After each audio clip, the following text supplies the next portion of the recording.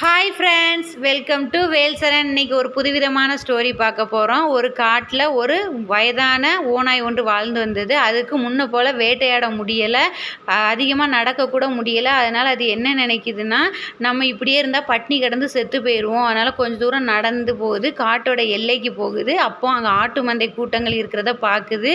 அப்போ இது எப்படியாவது மேய்ச்சலுக்கு வரும்போது நம்ம இதை அடித்து சாப்பிடணும்னு எதிர்பார்த்து பாறைக்கிட்ட ஒளிஞ்சிட்ருக்கு.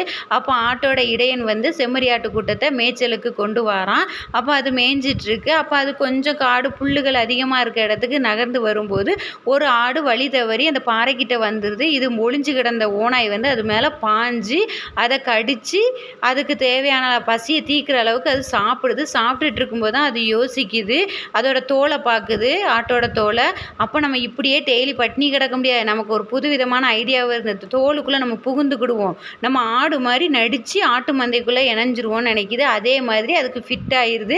அந்த ஆட்டு தோலை போத்திக்கிட்டு அந்த ஓநாய் ஆட்டு மந்தைக்குள்ளே நுழைஞ்சிருது. அப்போ ஆடுகள்லாம் சொல்லுது, நீ மாட்டிக்கிட்ட, நீ ஓனாயிட்ட, செத்து போயிட்டேன்னு நினச்சோம், பரவாயில்லையே தப்பிச்சு வந்துட்டியேன்னு சொல்லுது. அதுக்கு ஓனாய் தலையை ஆட்டிக்கிட்டு ஆமாங்கிற மாதிரி தனக்குள்ளே சிரிக்குது. நம்மளை கண்டுபிடிக்க முடியலன்னா ஆட்டோட இடையனுக்குமே மேய்ச்சல் முடிஞ்சு வரும்போது ஓனாயின்னு டிஃப்ரென்ஸ் பார்க்கவே முடியலை.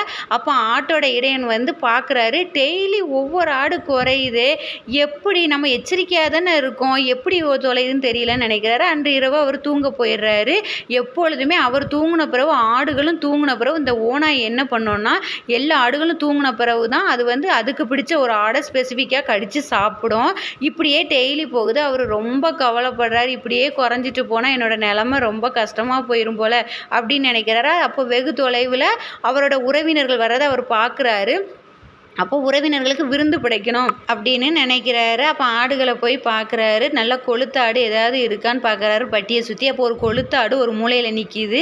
அதை போய் பிடிக்கணுன்ட்டு போகிறாரு. அதை மல்லு கட்டி பிடிக்கிறாரு. பிடிச்சி இழுத்து கொண்டு போய் தோளில் போட்டுக்கொண்டு வெட்டுற இடத்துக்கு கொண்டு போகிறாரு. அப்போ வெட்டுற ஆள்கிட்ட சொல்கிறாரு, இதோட முடிகளெல்லாம் நீங்கள் எடுத்துக்கோங்க, எனக்கு கறியை மட்டும் வெட்டித்தாங்கன்னு சொல்கிறாரு. அந்த ஆளும் அதே மாதிரி முடியை எடுக்க போவையில் தான் தெரியுது அது செம்மறியாடே கிடையாது அப்படின்ட்டு. ஐயா, இது செம்மறியாடே கிடையாது, இது வெறும் முடி தான் இருக்குது, உள்ளே இருக்கிறது ஓனாயின்னு சொல்கிறாரு. எங்கே காமிங்கிறாரு. அவர் தூக்கி காமிக்கிறாரு.